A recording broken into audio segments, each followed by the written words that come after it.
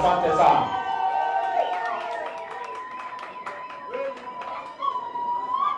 Naomba tukae tafadhali.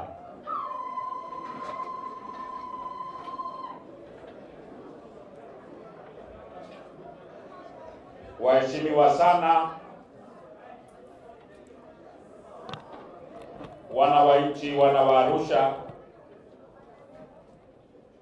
nikiwa natambua kwa ukamilifu sana itifaki ya viongozi wote wa meza kuu, Arusha tunaomba utulivu.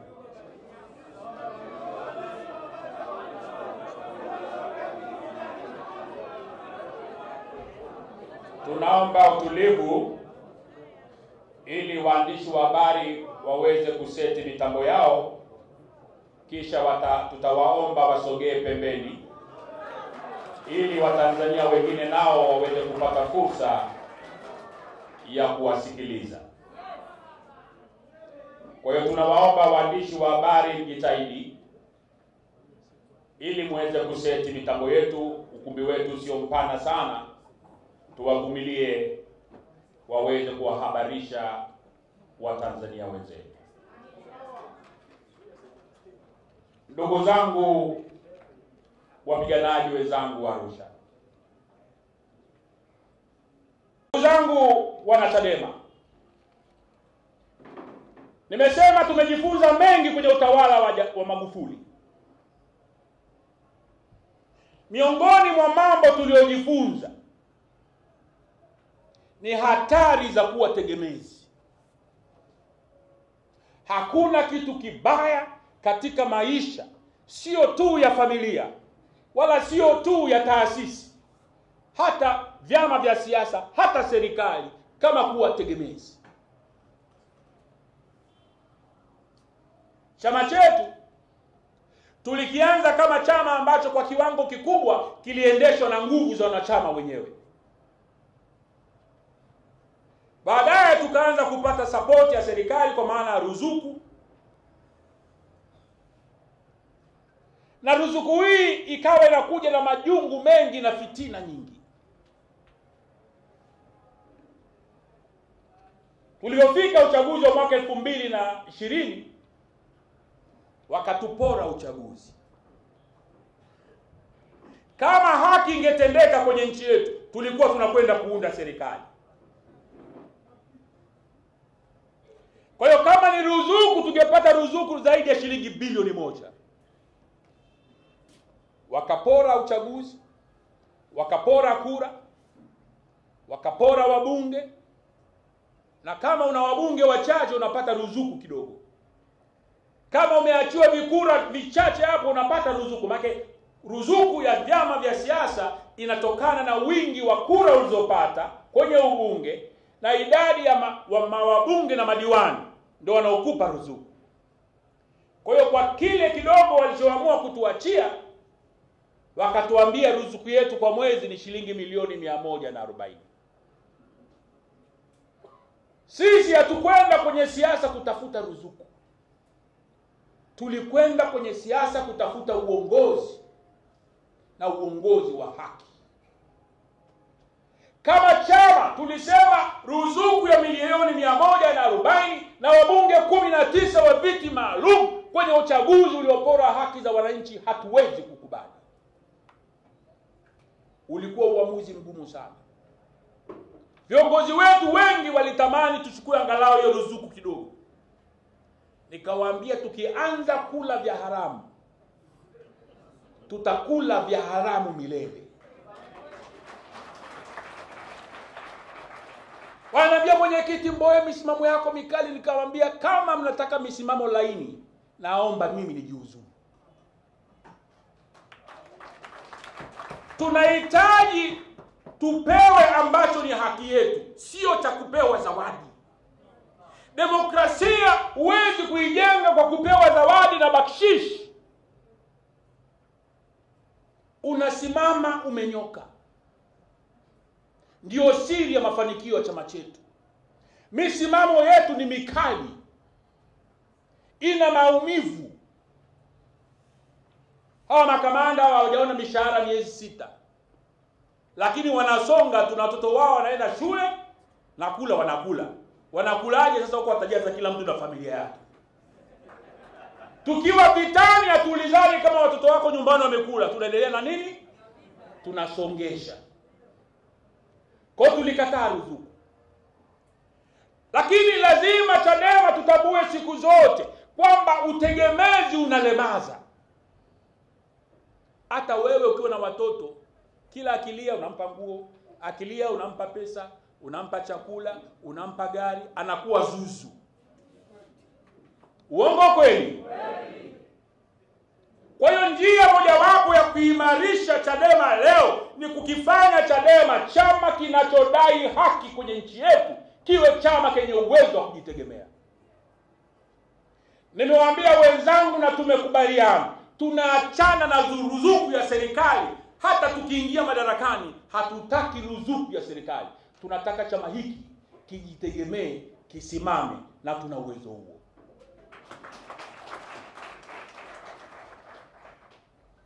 Tunafanyaje? Kama uongozi wa chama tumekichambua chama kwa kina, tukakifanyia chama chetu tathmini ya kina, tukagundua chama chetu kina matatizo, kinasumbuliwa na magonjwa mawili makubwa.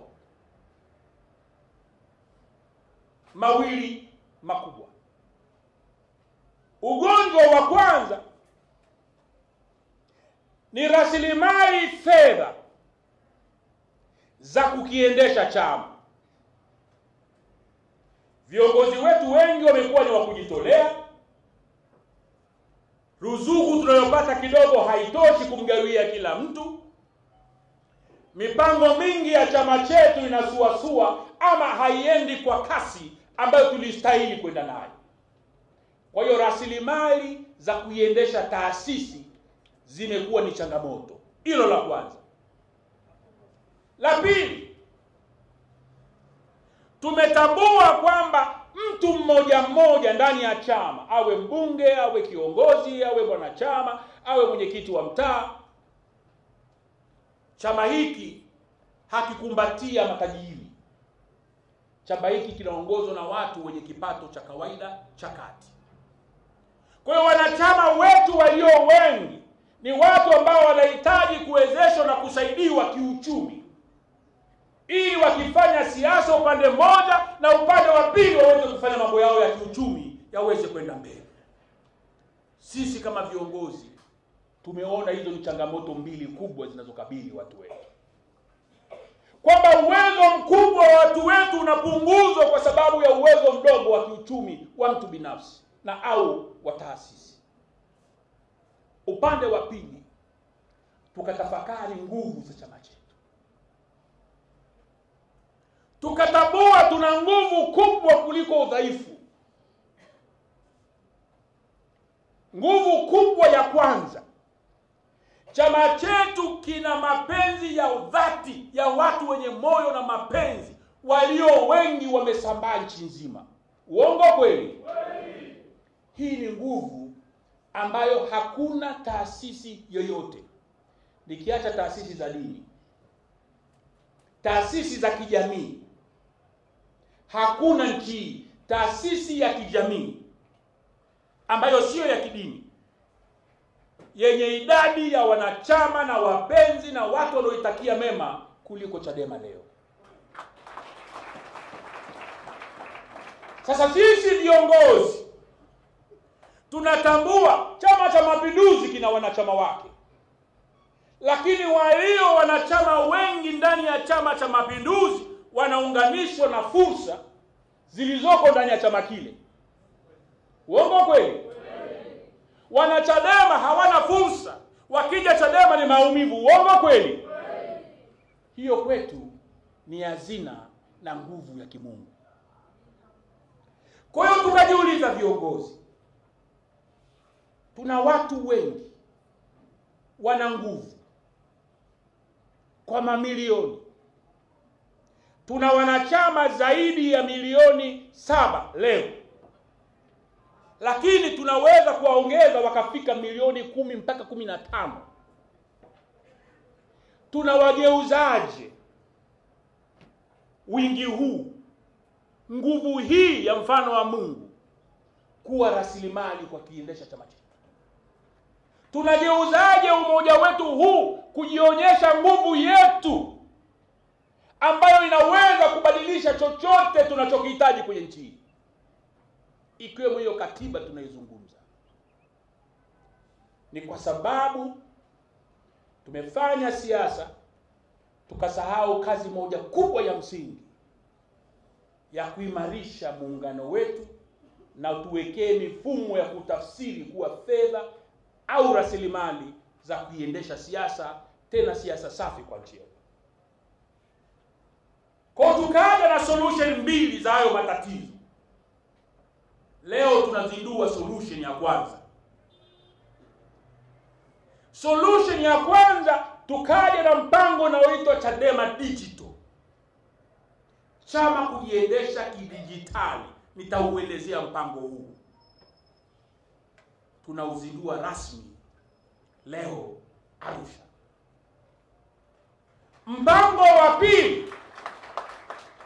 Mpango wa pili unaitwa Chadema Digital SACCOS, kwamba bado haujakamilika, tunaufanyia kazi. Tutauzindua tukishamaliza kuzindua huu mpango nchi nzima. Mpango wa pili utakaofuata ni Chadema Digital SACCOS.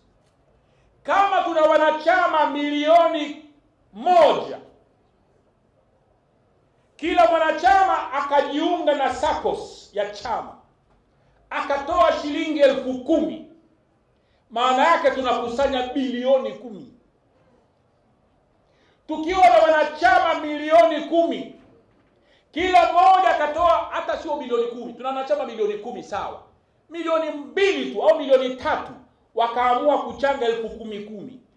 Kama ni watu milioni 3 watajiunga na SACCOS ya chama kwa shilingi 10,000, watu milioni 3 ni shilingi bilioni 30. Tuna uwezo wa kuanzisha microfinance yetu ya chama.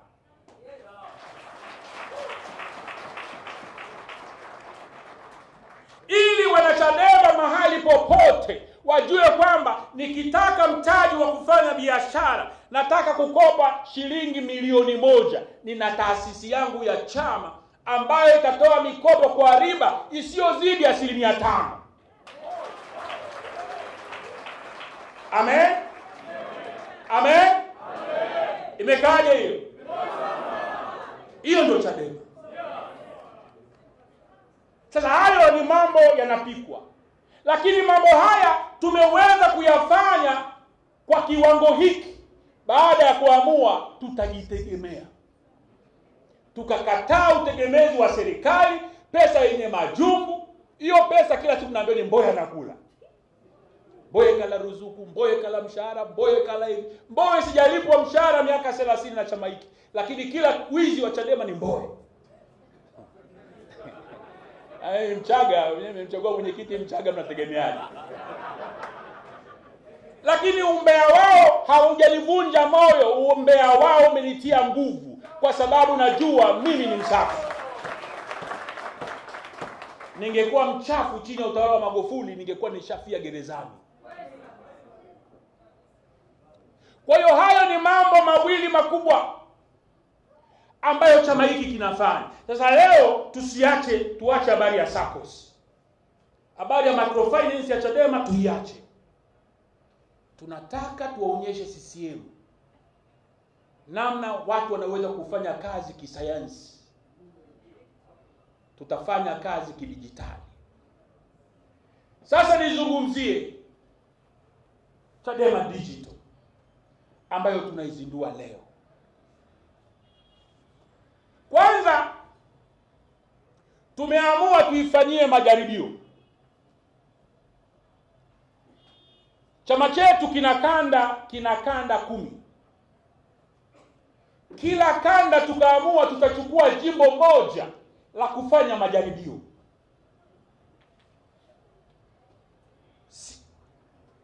Kanda ya kaskazini ambayo ndio kanda ya kwanza kuja, tumeanzia Arusha mjini.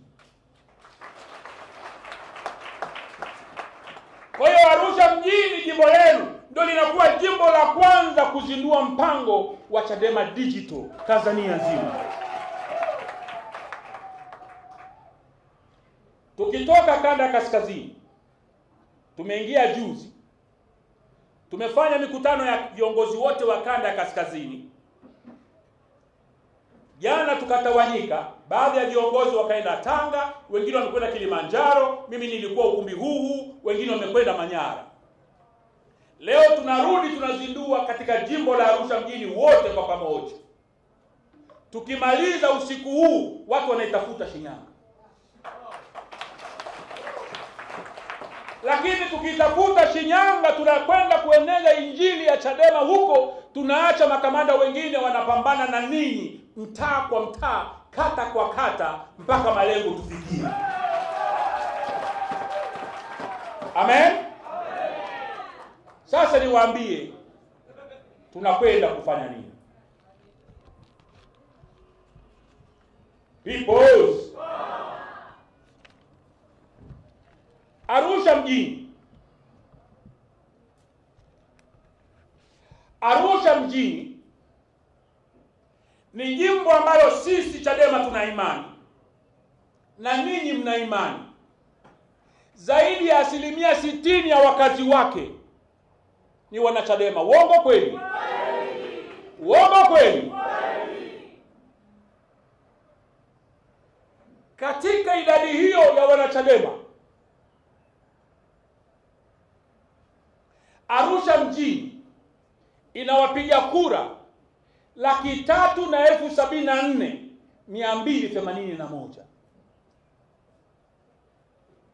ambao tuna hakika zaidi ya nusu ni watu wa mapipo. Uongo kweli? Lakini wanachama wetu hawa wanajiona wanyonge, na wanajiona wanyonge kwa sababu hatujawahi kuwapa mfumo wa kufungamana na kushikamana kama chama kimoja. Wengi wetu tuko Chadema, hata tukiulizana kwenye ukumbi huu ambao ninyi ni viongozi, ni wangapi miongoni mwenu mmelipa ada ya wanachama ya Chadema kwa mwaka? Hebu waliolipa waliosha kidole juu. Angalia. Sasa hawa ni viongozi. Ada ya Chadema kwa mwaka ni shilingi ngapi? Shilingi ngapi? 500. Sasa unaona viongozi wanakuambia 1,000, na maana hata inalipwa shilingi ngapi hawajui. Lakini wanakipenda chama. Mkutano mkuu wa chama chetu mwaka jana uliamua fedha ya kulipa kila mwanachama kwa chama ni shilingi 2,500. Naomba niulize kwenye uwanja huu, ni wangapi miongoni mwenu wakilipa shilingi 2,500 kwa mwaka watoto wake watakufa njaa nyumbani? Kuna mwanachadema leo ambaye atashindwa kulipa shilingi 2,500 kwa mwaka mzima kwa chama hiki? Yupo? Hakuna. Sasa kwa huu mwezi mmoja tunaokuja Arusha, kwa mwezi mmoja tunaokuja wapi? Arusha. Kuanzia leo,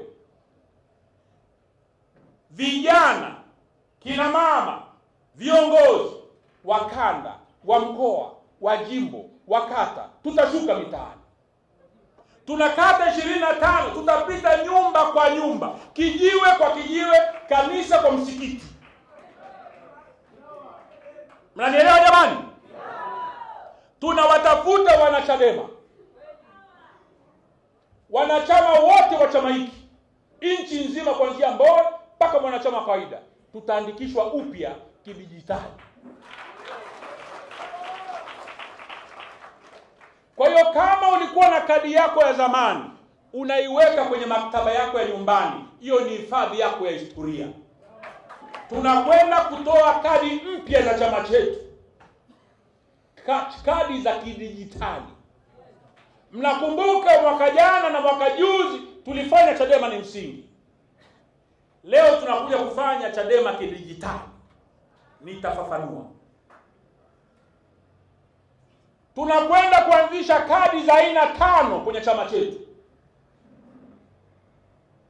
Wewe mwenyewe utajipanga uwe na kadi ya level gani. Lakini wanachama wa kikatiba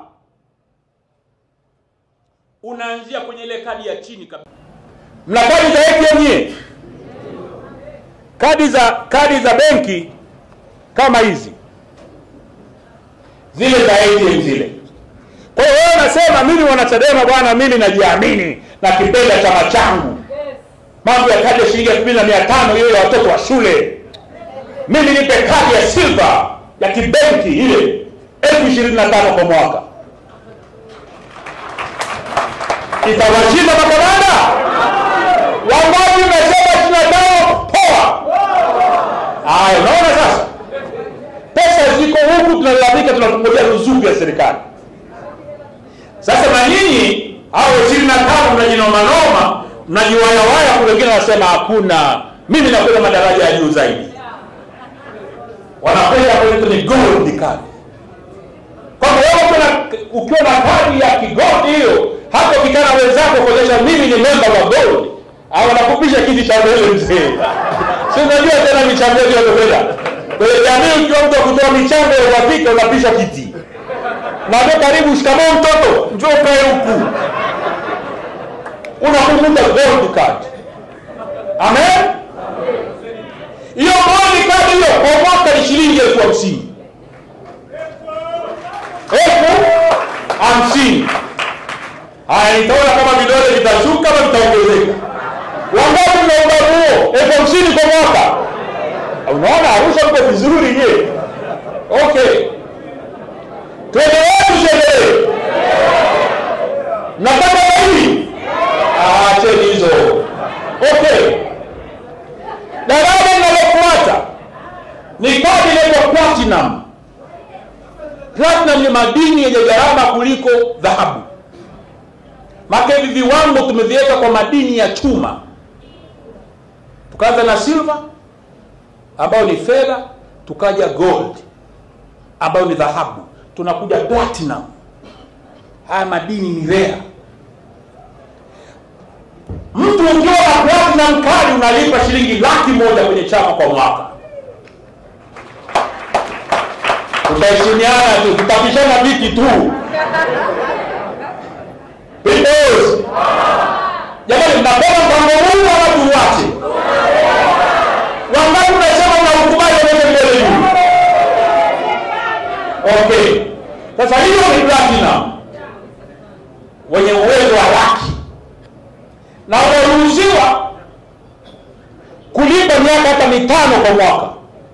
Yaani ukalipia miaka 5, shilingi 500,000. Lakini uruhusiwi kulipa miaka 10, mwisho ni miaka 5. Kila baada ya miaka 5 tutahakiki tena mambo ya kadi, kwa sababu ni mapato makubwa ya fedha za chama tumekuwa tunayapoteza. Sasa mnaweza kuona ile platinum. Wangapi wanajifua cha platinum hapa?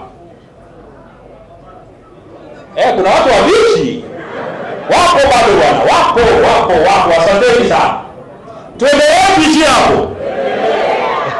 Haya, ya mwisho inaitwa diamond.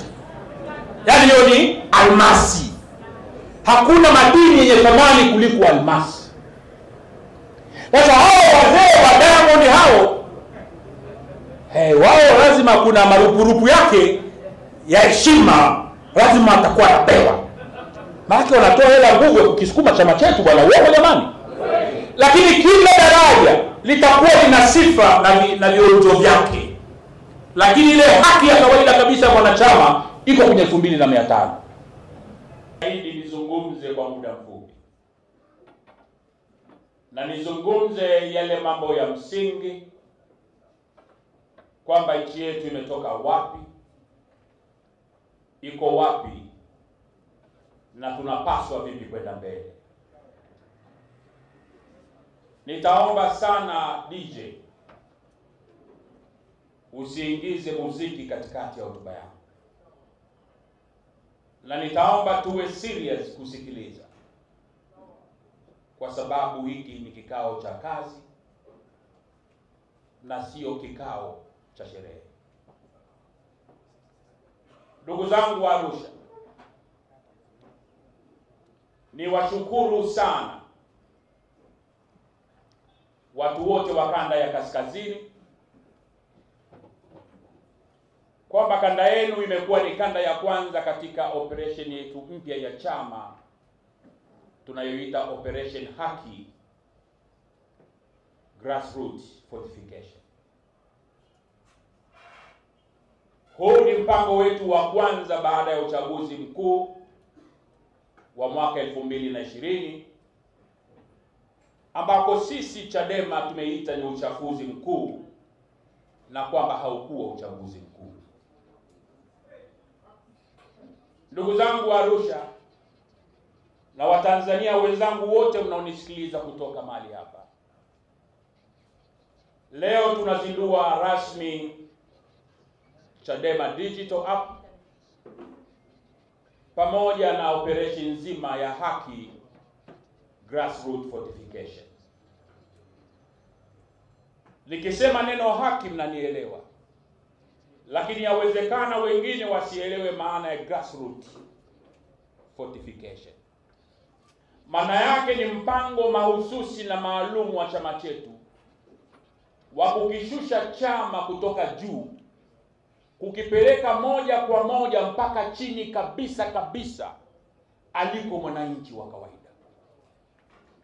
Kwamba sasa tunataka kipindi hiki chama chetu tukishushe kwenye mioyo zaidi ya Watanzania, tukishushe kwenye fikra za Watanzania, lakini tuwafanye Watanzania wakielewe chama chetu, wakisikilize chama chetu, wakiamini chama chetu, wakiunge mkono chama chetu, tuweze wote kwa pamoja kuikomboa nchi yetu.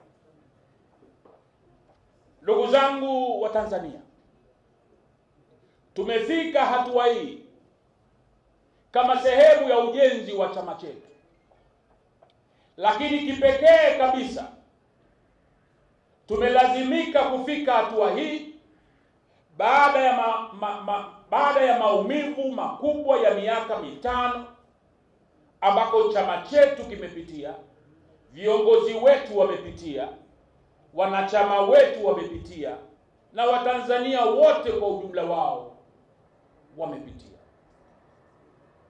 Taifa letu limepata mataabiko yasiyo na kifani kwa miaka 5. Tangu nchi yetu imepata uhuru, hakuna kipindi haki za Watanzania zimeporwa kama kipindi cha kati ya mwaka 2015 hadi mwaka 2020. Watanzania waliokuwa wengi walijazwa hofu. Watu wetu waliuawa, wako watu waliopotea, wako watu waliofungwa bila hatia, wako waliojazwa mahabusu na magereza kwa makosa ya kubambikiwa, wako watu walionyang'anywa mali zao, wako watu waliofukuzwa kazi, wako watu walionyimwa nyongeza ya mishahara, wako watu waliofilisiwa na TRA, wako watu walioporwa fedha. Tulifanyiwa kila aina ya ukatili chini ya utawala wa hayati John Pombe Magufuli. Lakini mwenzetu huyu ametangulia mbele ya haki. Hatuna sababu za kuendelea kumhubiri. Lazima tutafakari, tujifunze yale tuliyojifunza, kisha tujipange upya kwenda mbele, tukikiri na tukisema kamwe na kamwe tena tusirudie maisha yao. Kama kuna baadhi ya watu iliwapendeza kuwatesa Watanzania wenzao, Chadema tukarejeshe tumaini kwa watu wote. Tanzania tukaongoze safari ya kurejesha utengemano wa taifa. Tukaongoze mapambano ya kuirejesha nchi kurejesha haki katika nchi yetu. tukarejeshe utawala wa kisheria na kikatiba katika taifa letu, na kama tusimruhusu kiongozi mwingine yeyote tena aligeuze taifa letu shamba lake la kuliendesha anavyotaka.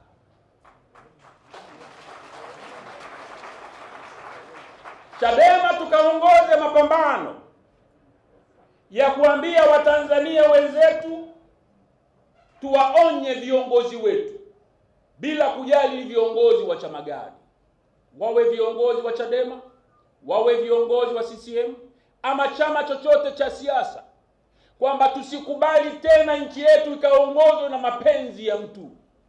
Nchi hii wakati wote wa chama chochote ikaongozwe kwa misingi ya sheria, kanuni na katiba ya nchi yetu. Tusiruhusu tena urais wa kifalme. Tusiruhusu tena kauli za watawala kuwa sheria. Tusiruhusu tena viongozi wetu wakawa na umungu katika uongozi wa nchi yetu.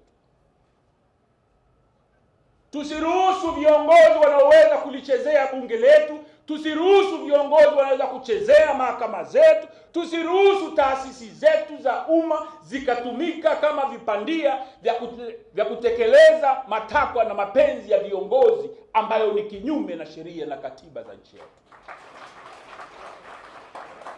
Jambo hili ni wajibu ambao sisi wote kwa pamoja tunapaswa kuubeba. Na sisi kama Chadema tumesema tutatekeleza wajibu huu kwa wivu mkubwa, bila hofu, bila ajizi.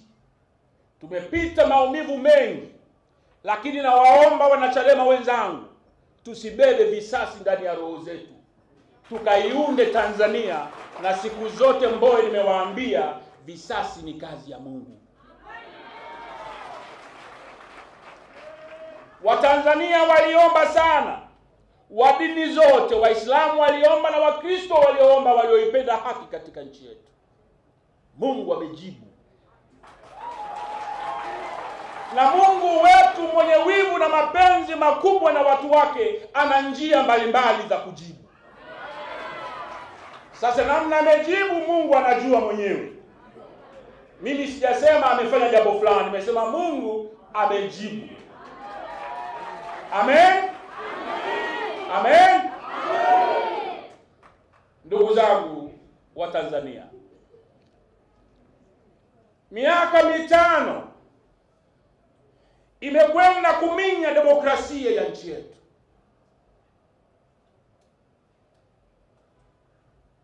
Kilele cha mateso na uporaji wa demokrasia na uhuru wa watu wetu ulidhihirika kwenye uchaguzi mkuu wa mwaka 2020.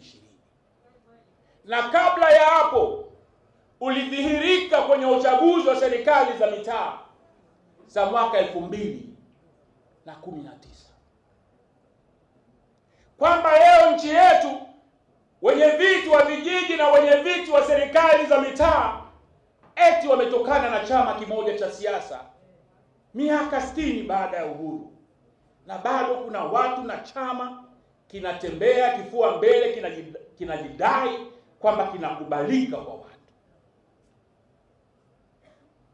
Leo tuna viongozi wa serikali za mitaa na vijiji batili.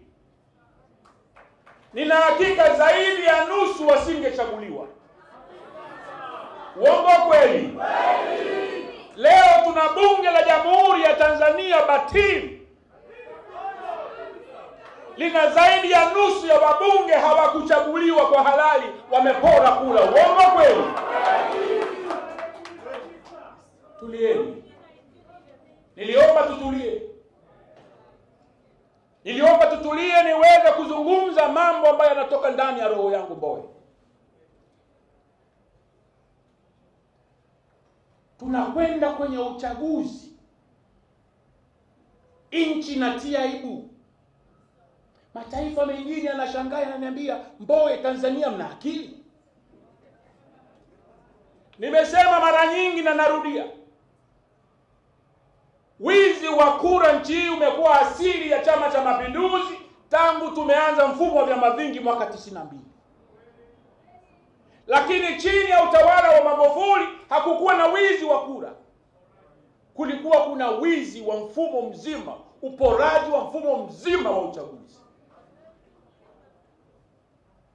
Leo kuna watu wanatunga sheria wasio na kibali cha wananchi.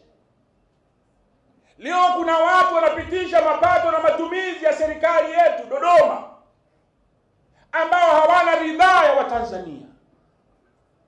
Leo tuna mawaziri wanaotokana na kura za wizi.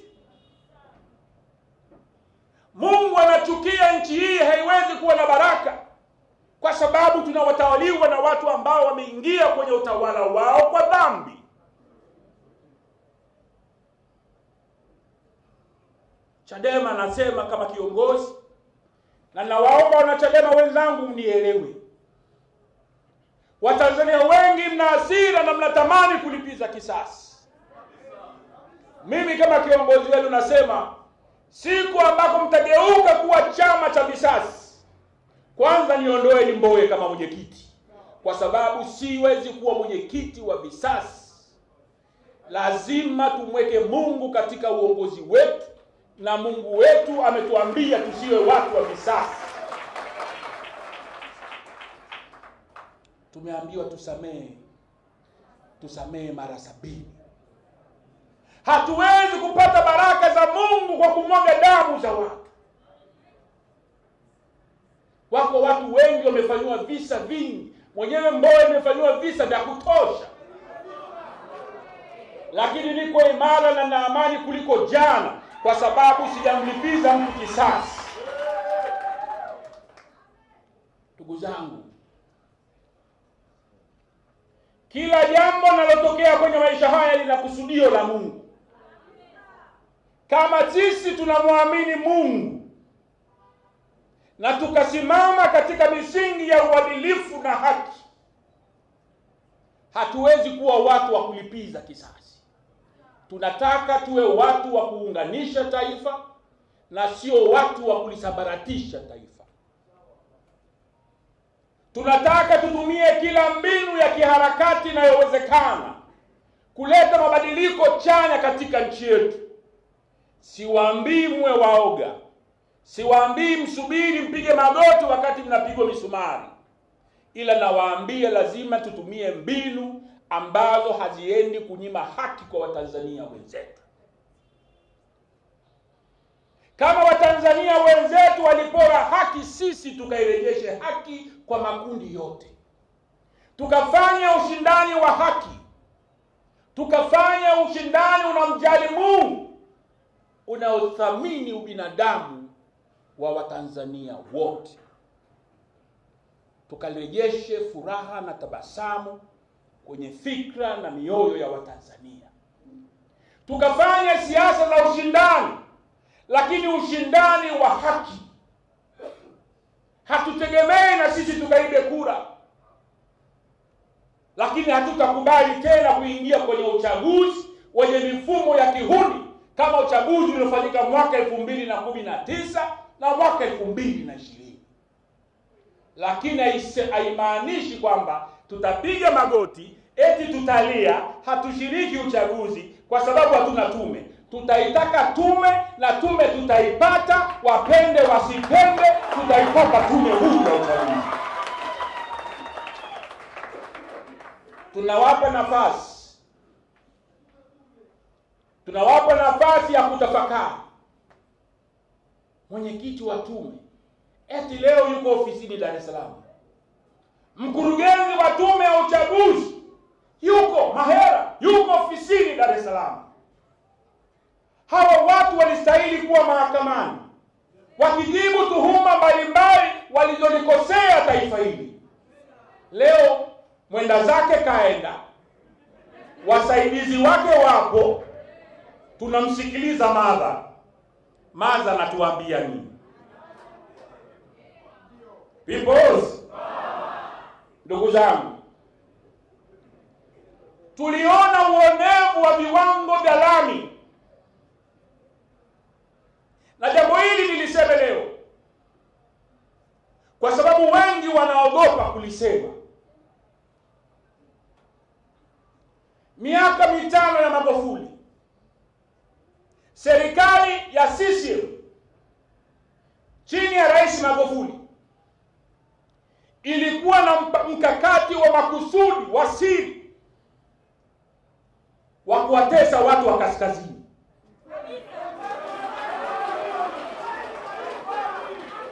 Uongo kweli? Tulieni. Chini ya utawala wa Magufuli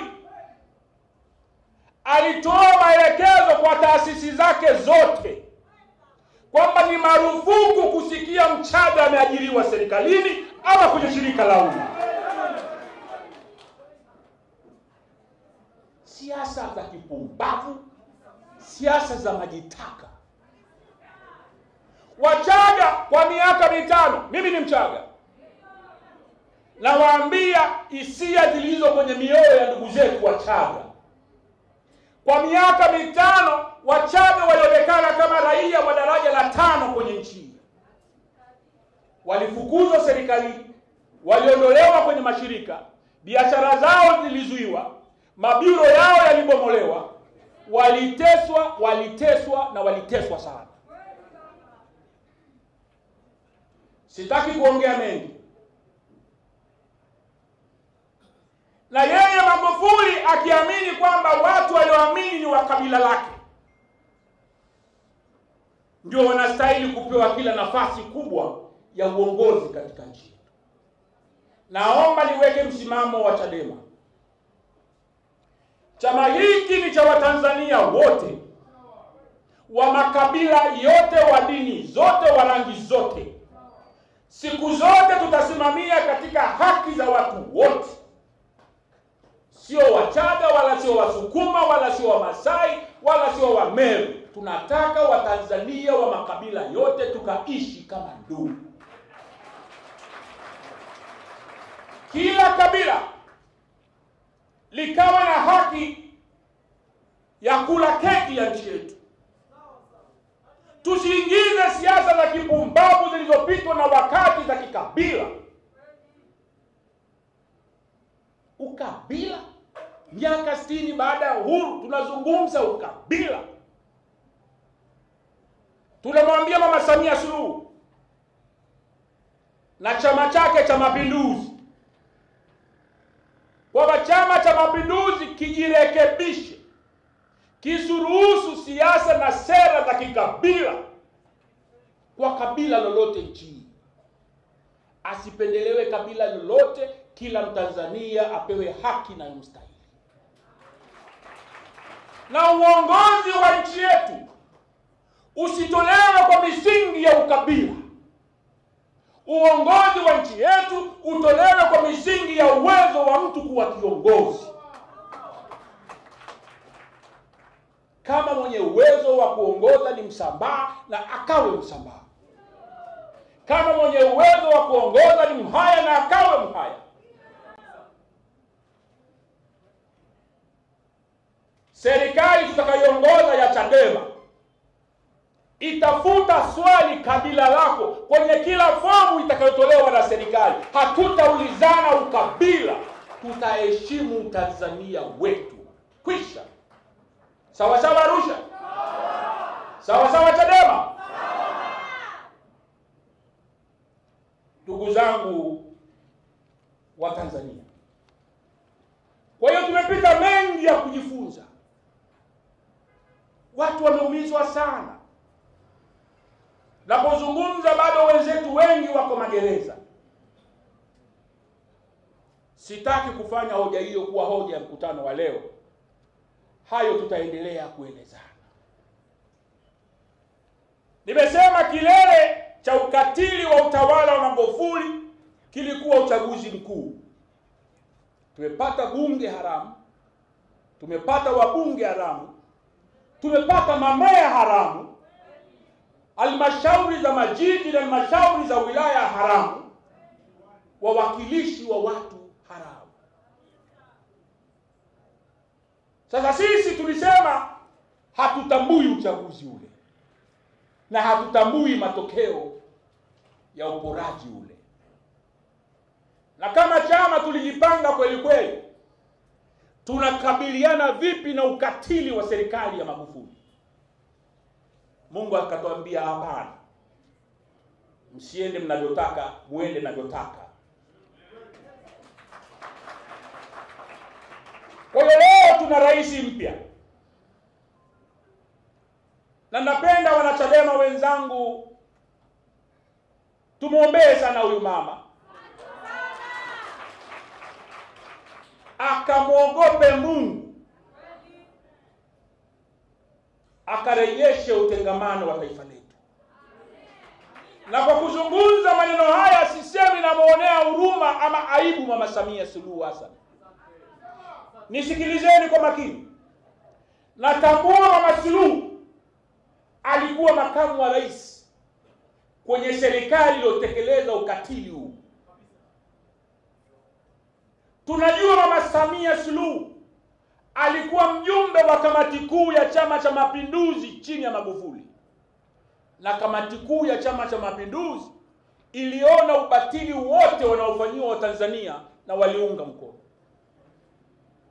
Tunajua Mama Samia Suluhu leo anaongoza serikali ambayo baadhi ya mawaziri wake na wabunge wa bunge lake hawakutokana na kura za wananchi. Nilisema kwenye hotuba yangu mara ya kwanza kurejea nchini, na ninarudia leo, Mama Samia katengeneze amani na suluhu na taifa hili. Mioyo ya watu inavuja damu. Msione aibu kuomba radhi pale mmewakosea watu. Tunatambua ndani ya serikali yako Mama Samia wako wale mawakala waliotumika kutesa Watanzania. Tunasikia kauli zako za kurejesha matumaini, lakini haitoshi, kwa sababu unafahamu kwa miaka 5 mlibadilisha kanuni, mkabadilisha sheria ili kuminya uhuru wa vyombo vya habari, kuminya uhuru wa vyama vya siasa, kuminya demokrasia, kuminya uhuru wa mahusiano, kuminya haki za biashara, kuwatesa wafanyabiashara wetu kwa kupitia kodi. Mlianzisha kanuni na sheria kandamizi ambazo ni kinyume na haki za binadamu. Mama Samia, kabla sijakutana na wewe na viongozi wangu wenzangu wa Chadema, anza kuwekeni utaratibu wa kulitengamanisha taifa kwa kurekebisha sheria zote ambazo ni kandamizi zinawaumiza Watanzania, ili tukafanye ushindani wa haki na iwe haki kwa watu wote. Ndugu zangu wana Chadema, pamoja na kumtaka Mama Samia akayafanye hayo na serikali yake, lakini kuna jambo na udhaifu wetu wa kimfumo ulioruhusu hali hiyo ikajitokeza. Tuna katiba ambayo inatoa mamlaka iliyopitiliza kwa rais wa nchi, kiasi kwamba rais wa nchi yetu anachokiamua yeye kinakuwa sheria. Ujinga huu unaweza kufanyika Tanzania peke yake, kwamba kauli ya Magufuli inakuwa ni sheria ya nchi. Ndugu zangu wa Tanzania, tangu leo natangaza sitaki kuona vyama vya siasa vikifanya mikutano hapa, ni kazi tu. Na watu wazima na wababa wazima na akili zao, hapa kazi tu. Unazuia vyama vya siasa ambavyo vimeruhusiwa kikatiba. Unavunja katiba ulioapa kuilinda. Na inakuwa sheria miaka 5. Mapolisi na manyota yao yanasimamia sheria ya batili. Nchi gani? Lakini sheria yetu imempa rais mamlaka yaliyopitiliza. Rais anaweza kuamua na hahitaji ushauri wa mtu yeyote. Katiba imeandika hivyo. Nikiamua leo Mbowe, mke wangu mama, unakuja hapo unakuwa waziri mkuu ama nakufanya waziri, wala bwana. Kwa hiyo rais wetu hana mamlaka yoyote inayomzuia ama kumhoji. Ujinga huo lazima ufike mwisho. Hatutaukubali kwa serikali ya Chadema, hatutaukubali kwa serikali ya chama chochote. Katiba yetu imekuza kiongozi, haijakuza taasisi za nchi. Ndio sababu wakati wa Magufuli ukipeleka kesi yoyote ya kisiasa mahakamani, hata mahakama kuu, huwezi kupewa haki mtu wa Chadema. Mahakama zimetuonea kwa sababu ya kumwogopa Magufuli, kwa sababu yeye ndo anayeteua majaji wote, majaji wa mahakama ya rufaa, anaamua yeye na hakuna wa kumuuliza. Angalieni mfano wa jirani zetu wa Kenya. Kenya wakitaka kumteua jaji, anahojiwa, anawekwa kitimoto. Rais hawezi kukurupuka akasema eti nimemteua fulani kuwa jaji. Thubutu. Mahakama ya Kenya juzi imezuia maamuzi ya bunge lao pamoja na bunge la Senate, kitu wanaita BBI, na rais ambaye ndo anakisimamia yeye na kiongozi mkuu wa upinzani Raila Odinga. Wakaungana na Uhuru Kenyatta wakapitisha muswada wa BBI bungeni kwamba wanataka kufanya mabadiliko makubwa ya katiba. Mahakama ikasema mmekosea sheria, ikapiga chini. Rais anapigwa chini. Sio rais mwenyewe. Ushirika wa rais wa nchi na kiongozi mkuu wa upinzani na wabunge wote na Senate unapigwa chini na mahakama. Ndio tunaitamani Tanzania ya namna hiyo. Kwa hiyo tunahitaji kurejea kwenye mchakato wa katiba. Nimesema jana juzi, Bawacha wamesema, Bavicha wanasema, na mimi nahitimisha. Hatutashiriki uchaguzi wowote wa serikali ya mtaa, wa udiwani, wa ubunge au wa rais hadi tutakapokuwa na tume huru ya uchaguzi, hadi tutakapokuwa na katiba mpya. Na sisemi tutakwenda kulala tusubiri vishuke kama maana. Tutavipigania kuanzia leo kwa nguvu zetu zote. Kwa nguvu zetu zote. Nimesema utengamano wa nchi yetu utaanzia kwenye uchaguzi. Maendeleo endelevu ya nchi yetu yatatokana na uchaguzi wa viongozi wenye sifa za kuwa viongozi wenye mapenzi mema na nchi yetu. Tunachelewa kwenye maendeleo kwa sababu tunaongozwa na watu ambao hawajatokana na ridhaa za wananchi. Kwa ndugu zangu wa Tanzania na wanachadema, katika kurekebisha mambo haya, sisi kama chama tunajipanga. Sisi kama chama tunajipanga. Mama Samia amekuja na kauli tamu. Naomba tuzipokee kauli hizi, lakini tuzipokee kwa kufanya kazi ya kujijenga kama chama mbadala cha nchi yetu ambacho kitasimamia mabadiliko chanya kwa taifa. Tusilale tukasema mama huyu ana maneno matamu kazi amemaliza. Bado anaongoza serikali ile ile, akiwabadilisha na wazungusha wale wale. Anatambua kwamba anaongoza bunge ambalo halikuchaguliwa kihalali. Yeye ni mwenyekiti wa chama ambacho anajua kimeweka wabunge 19 wasio na chama Dodoma. Yeye ni rais wa nchi ambayo kuna mambo mengi ya kukamilisha. Tunampa muda akamilishe. Lakini tunarudia kauli yetu kwake Mama Samia. Tunataka katiba mpya. Na ni vyema kama rais akaongoza kuhakikisha uhuru wa vyama vya siasa. Katiba yetu italeta uhuru na maendeleo na haki ya Watanzania wote. Katiba yetu italeta ufungamano wa taifa. Kwa hiyo badala ya kudai kitu kimoja, tudai mabadiliko ya katiba.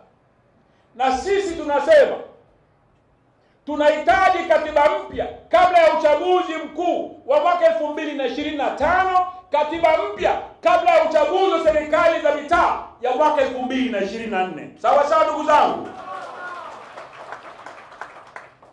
Tutaidai katiba na tutaongoza mapambano ya kuidai katiba. Mapambano yatafanyikaje? Hayo tutajuana mbele ya safari. Cha msingi hapa kwanza tuimarishe chama chetu. Tuimarishe nini? Tuimarishe chama chetu. Kwa sababu chama chetu ndio kitakachokuwa jukwaa la kuiongoza nchi kwenda kwenye mapambano ya kuitafuta katiba yetu. Kama tuna chama legelege, kama tuna chama cha hovyo hovyo, kama tuna chama kisicho na uadilifu, hatuwezi kuongoza mapambano haya. Ili tuweze kuyaongoza mapambano ya katiba, na tukitambua kwamba vyama vingi vya upinzani kwenye nchi yetu vimedhoofika, basi lazima tujivae ujukumu la kujiimarisha kama chama. Kwa hiyo sasa naingia kwenye hotuba ya msingi ya tunakwendaje kujipanga upya kuanzia sasa kwenda mbele.